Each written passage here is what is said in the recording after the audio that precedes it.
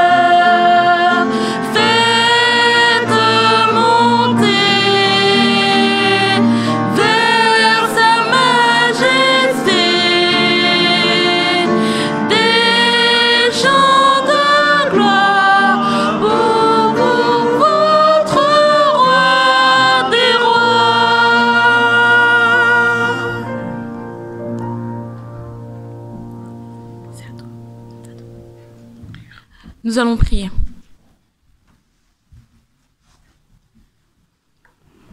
Seigneur notre Dieu, c'est avec joie que nous sommes ici ce matin pour te louer, pour t'adorer, pour écouter ton message, les mots que tu vas dire à travers Carlos. Seigneur, bénis ton Église, bénis ton peuple. Nous avons besoin de toi pour tout dans notre vie et nous savons que sans toi, nous ne savons rien faire. Pardonne-nous nos péchés, Seigneur, et aide ton Église, qu'elle soit une terre d'accueil, une terre pour ceux qui sont tristes et qui ont besoin d'un réconfort, mais aussi que nous puissions aussi battre des mains et chanter dans la joie, parce que nous avons aussi des moments de joie. Pardonne-nous nos péchés, Seigneur, parce que parfois nous commettons des actes qui ne sont pas en harmonie avec toi. Nous disons des choses et nous pensons des choses, mais que tu puisses nous accorder le pardon et qu'on puisse accorder aussi le pardon à d'autres personnes. Sois avec Carlos pour le message de ce matin et que ton esprit puisse nous visiter, Seigneur. Nous te disons merci pour tout ce que tu fais pour nous. Accepte notre louange au nom de Jésus. Amen. Amen. Je vous invite à rester debout pour notre prochain chant. Nous t'adorons, toi que notre cœur aime. Je vais vous faire un aveu. Ce chant, on le maîtrise pas très bien avec Déborah, on le connaît pas très bien. Mais on a appris que l'Église, notre Église, vous la connaissiez bien mieux que nous. Alors on va vraiment vous demander cette fois-ci de chanter bien fort, avec joie, avec entrain, et que pour une fois, vous aussi, vous soyez ceux qui nous poussiez.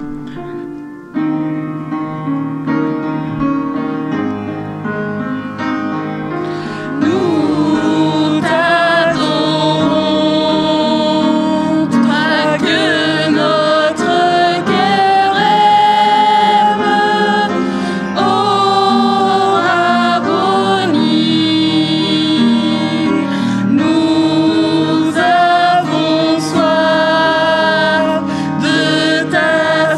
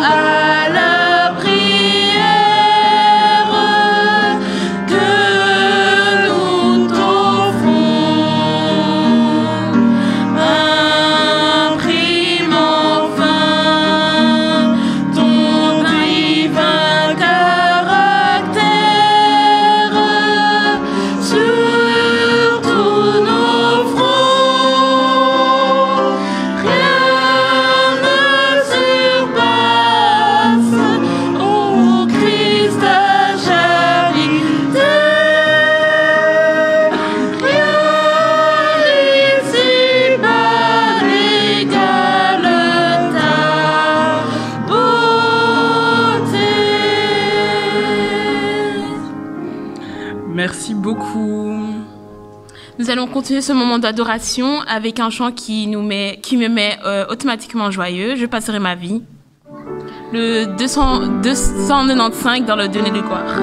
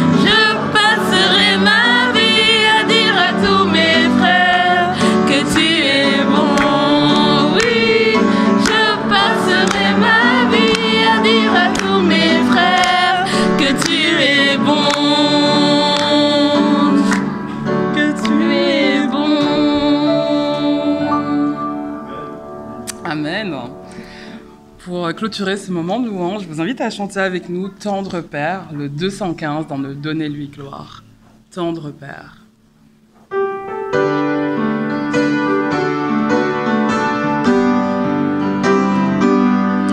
Tendre Père, j'aime te contempler. Tendre Père, j'aime te contempler. Je t'offre ma vie, je chante ta gloire. Tendre Père, j'aime te contempler.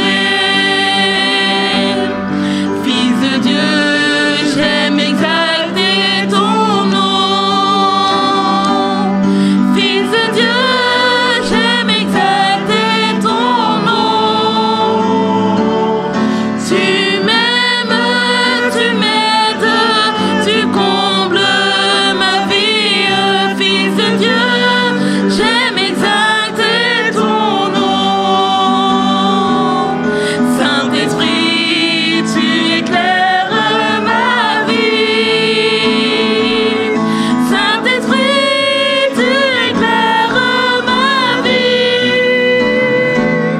Tu diriges mes pas, tu restes près de moi. Saint-Esprit, tu éclaires ma vie.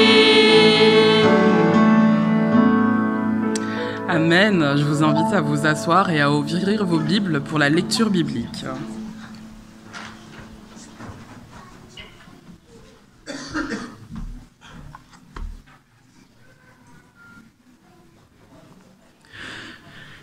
Ça faisait longtemps que je ne pouvais pas être ici à Woluwe à 15 jours de différence d'intervalle. Ça me fait vraiment plaisir d'être à nouveau avec vous ce matin. Merci de vous être donné rendez-vous dans la maison de l'Éternel.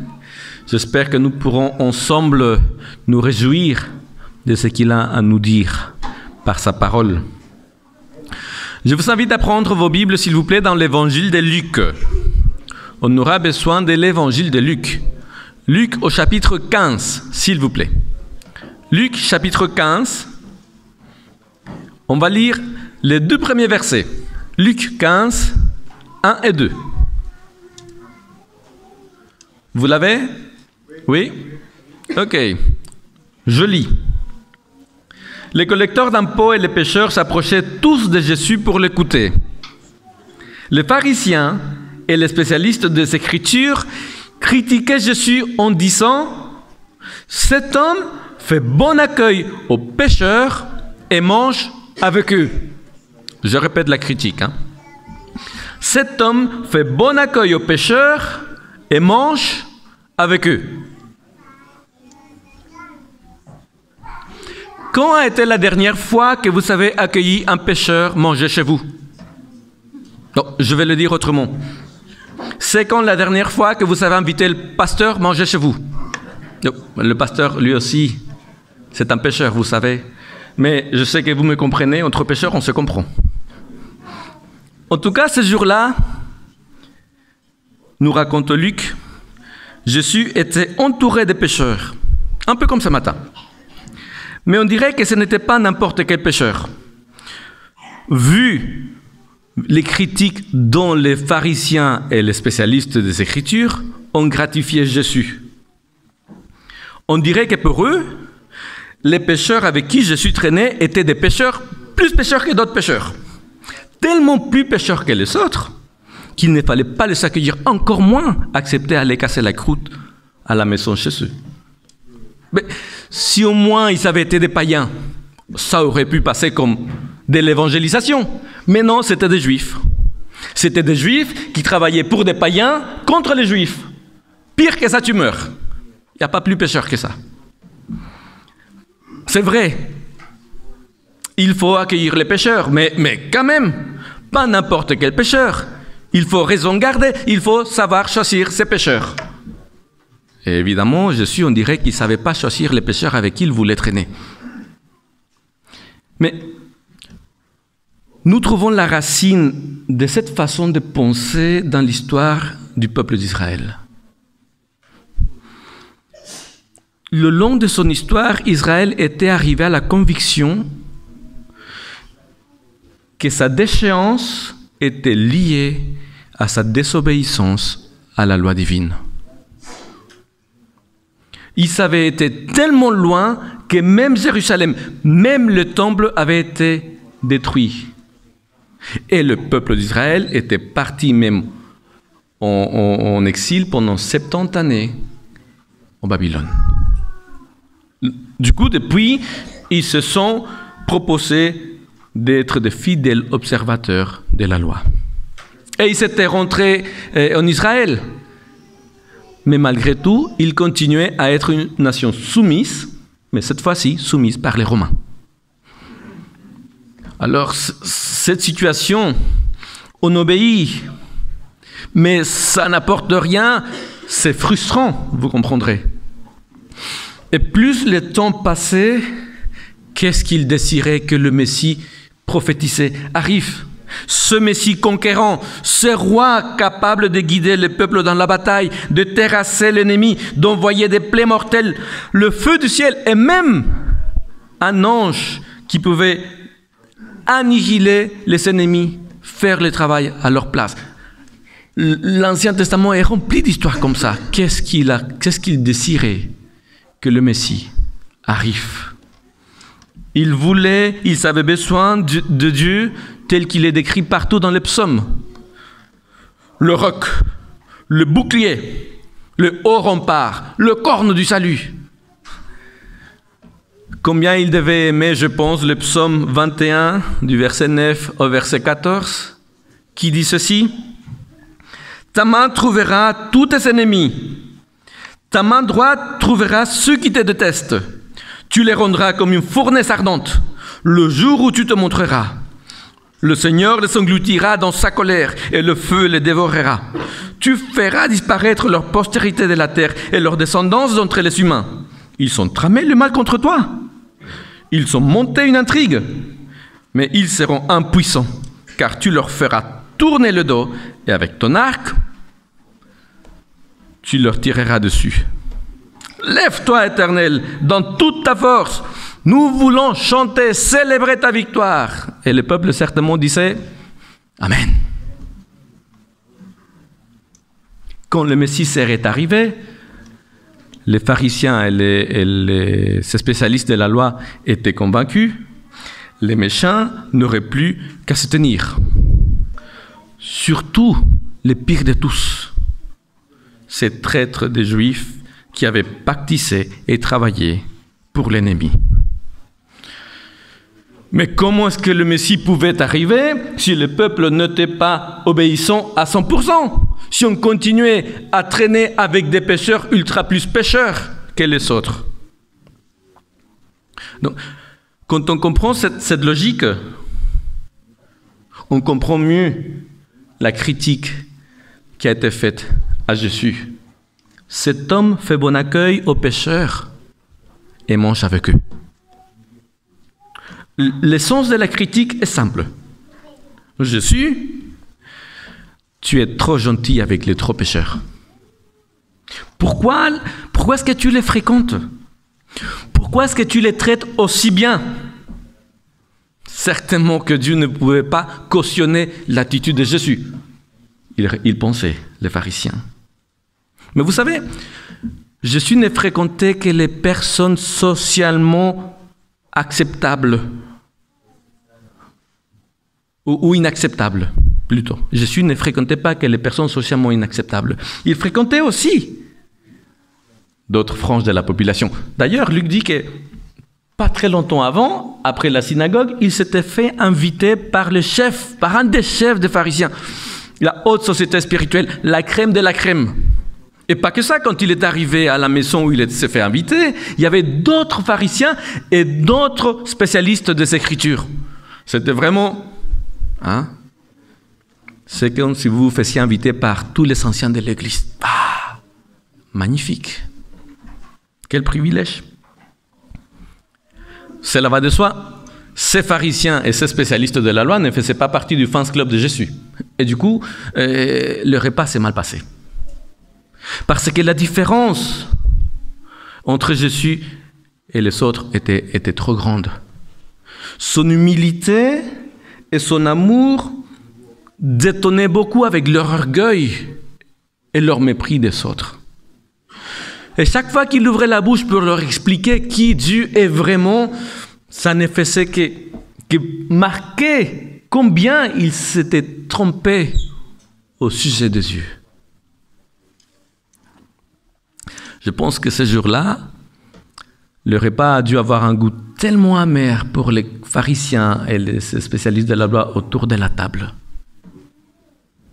Et Luc nous raconte justement le chapitre juste après, donc l'invitation chez le chef des pharisiens, c'est au chapitre 14 et chapitre 15.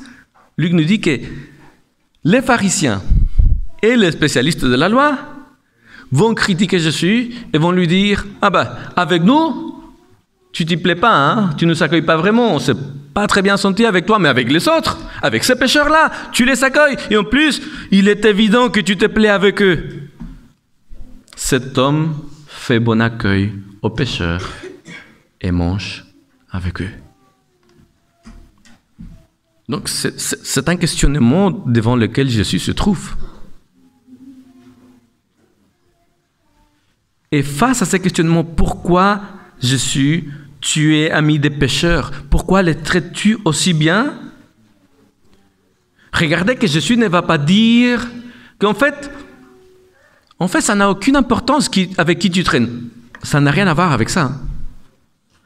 Le questionnement auquel Jésus devait répondre, c'était un tout autre. C'est comment que Dieu traite les personnes qui sont classées spirituellement inacceptables par la société ou par l'Église. Comment agit Dieu face à ces personnes-là? Jésus a répondu à ces questionnements avec 3 histoires. Luc chapitre 15. Il va répondre avec 3 histoires et chacune de ces histoires met en scène une métaphore au sujet de Dieu qui sont utilisées dans l'Ancien Testament, mais c'est des métaphores qui jusque-là étaient pratiquement ignorées. Il a raconté 3 histoires. L'histoire d'un berger, l'histoire d'une femme, l'histoire d'un père. Dans le psaume 23, Dieu est un bon berger. Dans le psaume 131, il est la mère auprès de laquelle le psalmiste trouve repos et réconfort, comme un enfant le trouve auprès du sein de sa mère quand il allait. Ça, c'est l'image qui est donnée des yeux. Et dans le psaume 103, verset 13, Dieu est-il un père qui a de la compassion pour ses enfants, un bon berger, une bonne mère, un bon père. Pourquoi est-ce que tu traites ainsi les pécheurs, les plus pécheurs? Pourquoi est-ce que tu les accueilles? Réponse de Jésus. Parce que Dieu est le type de berger, de bon berger qui n'hésite pas à partir à la recherche du mouton perdu. Et quand il le trouve, il invite le ciel entier à faire la fête. Pourquoi est-ce que tu traites ainsi les pécheurs, les plus pécheurs? Parce que telle une femme qui connaît la véritable valeur de ce qui lui tient à cœur, Dieu est capable de remuer ciel et terre dans le but de retrouver ceux qui, même dans la maison, sont égarés. Et quand il les trouve, il fait la fête avec ses voisins. Pourquoi est-ce que tu traites ainsi les pécheurs, les plus pécheurs? Parce que Dieu est toujours disposé à accueillir les bras grands ouverts tous ceux qui, bien qu'ils soient partis, reviennent à lui repentants. Et quand cela arrive, Dieu le Père fait la fête avec toute la maisonnée.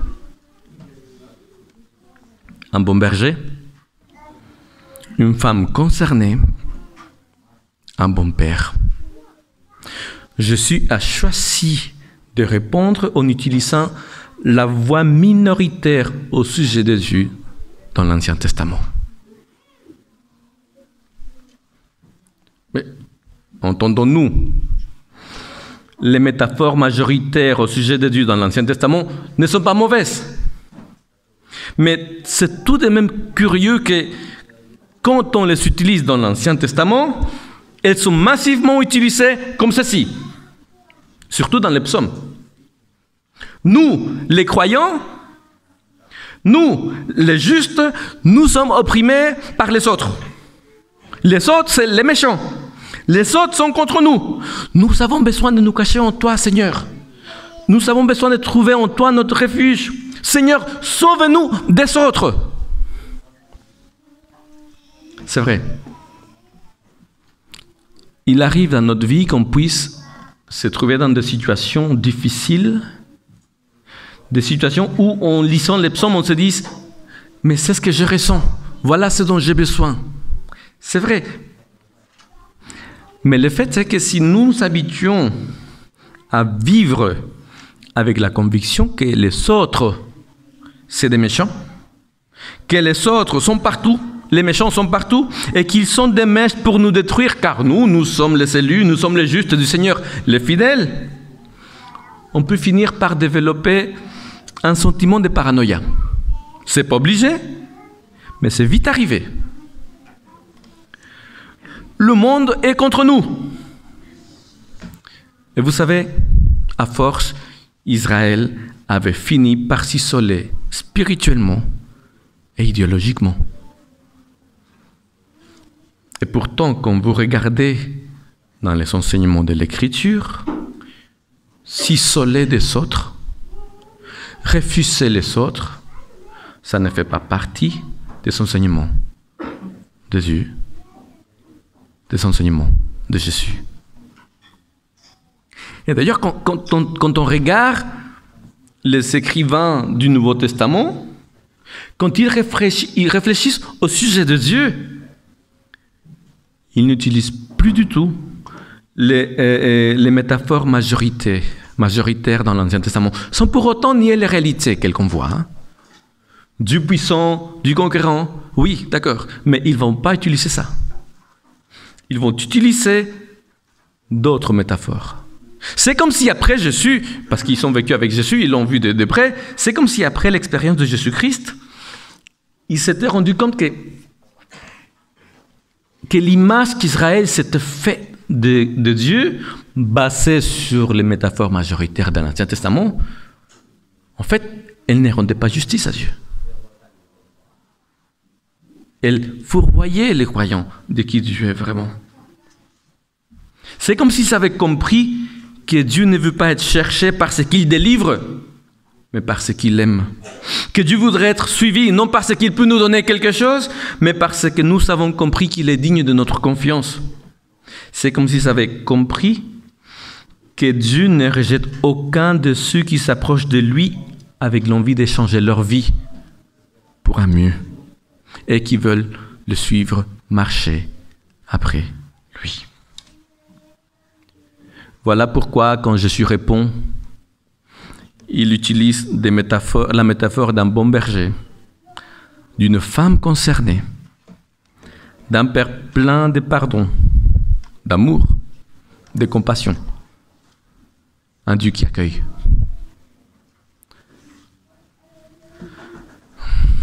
Mais peut-être qu'en ce moment, tu as besoin de quelque chose d'autre. Peut-être que en ce moment, tu as besoin dans ta vie d'un Dieu puissant, d'un Dieu qui délivre, d'un Dieu qui promet qu'il fera justice. Mais c'est vrai, Dieu a promis de délivrer. Dieu a promis qu'il fera justice. Et il le fera, le moment venu. Dieu nous promet de nous délivrer de tout ce qui nous fait du mal. Que ça vienne des autres ou que ça vienne de nous-mêmes. Dieu reste le roi, le juste roi, et un jour, il éliminera à jamais le mal de l'univers. Mais la voix de ces enfants n'est pas la voix de la puissance ni de la revanche. La voix de ces enfants ne peut pas être la voix de l'exclusion ou de la peur de l'autre. Ce n'est pas la voie de la séparation d'avec le monde, mais le refus du mal. La voie de Jésus est celle de l'accueil de l'autre et de l'inclusion, celle du service et de l'amour, celle de la persévérance et de l'attente confiante en son glorieux retour. Ça, c'est la voie des enfants du Seigneur. Quand on lit Luc chapitre 15, cet échange, cet épisode entre Jésus et les pharisiens et les spécialistes de la loi, on se rend compte que, en fait, Luc ne donne pas de conclusion. Il ne dit pas, voilà, suite à ceci, ce qu'il faut faire, c'est cela. Il ne dit rien. Il se contente de présenter le point de vue des saints et de l'autre. Il ne condamne pas la théologie des pharisiens. Il n'impose pas non plus le point de vue de Jésus. À ses auditeurs de réfléchir et de choisir en âme et conscience ce qui leur semble être le chemin que eux, ils doivent suivre. D'un côté, cet homme accueille les pécheurs. Il mange avec eux. C'est pas possible. Ou c'est eux, ou c'est nous. De l'autre côté, un Jésus qui dit, en fait, Dieu est comme un bon berger. Dieu est comme une femme concernée. Dieu est comme un père compatissant et aimant. Il se fera un plaisir de t'accueillir, de venir chez toi, si tu le lui demandes. Peu importe combien tu es pécheur, ou combien les autres disent de toi que tu es le pire des pécheurs. Ah. Avant que je n'oublie, c'est quand la dernière fois que vous avez accueilli un pécheur chez vous pour manger? Amen.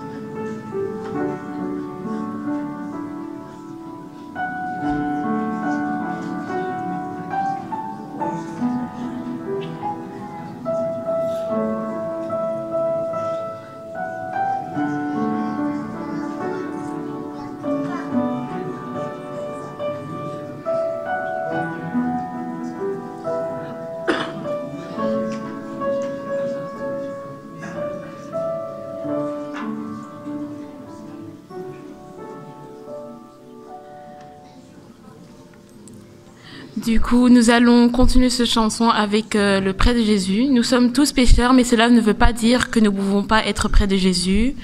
Jésus est toujours là à nos côtés et il ne faut pas qu'on oublie ça. Chantons tous ensemble, près de Jésus, dans le Donner du gloire 467.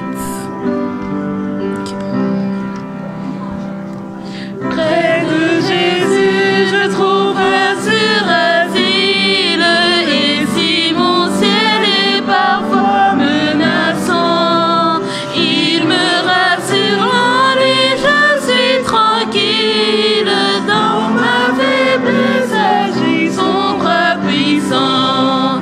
Près de Jésus, nul est frayeur, la joie est indicible. Près de Jésus, je suis vainqueur, l'âme heureuse et paisible. Près de Jésus, je suis béni sans cesse, allègrement je porte mes fardeaux. Un mot de lui dissipe ma tristesse, son amour me donne le repos. Près de Jésus, nul est frayeur, la joie est indicible. Près de Jésus, je suis vainqueur, l'âme heureuse et paisible. Près de Jésus, ô douceur infinie, je veux marcher heureux jour après jour, jusqu'à la fin du combat de la vie, en lui goûter un éternel amour. De Jésus, nul est frayeur, la joie est indicible. Près de Jésus, je suis vainqueur, l'âme heureuse et paisible.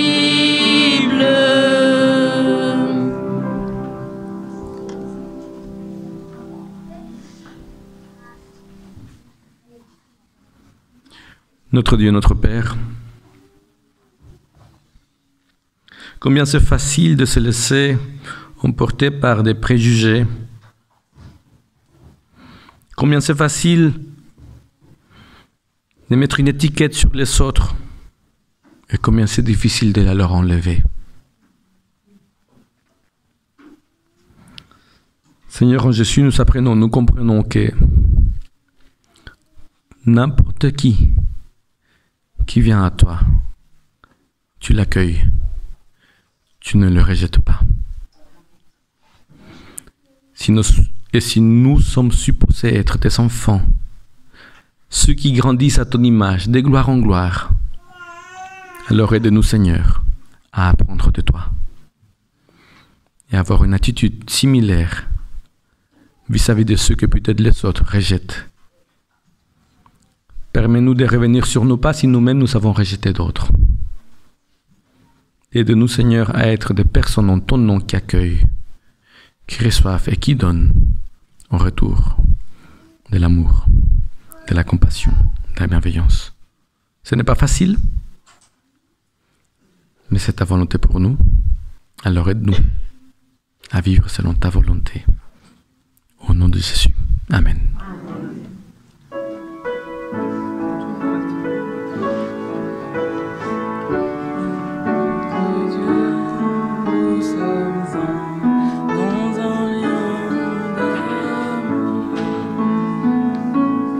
Nous sommes un dans un lien d'amour. Nous sommes un dans un lien d'amour.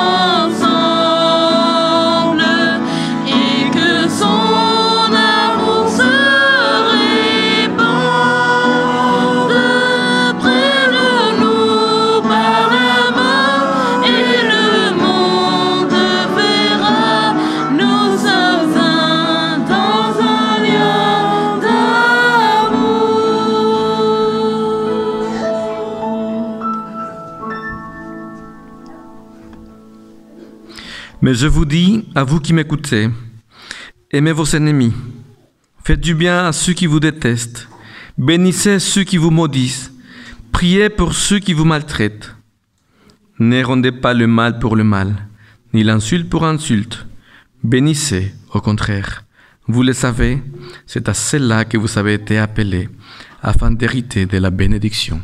Amen.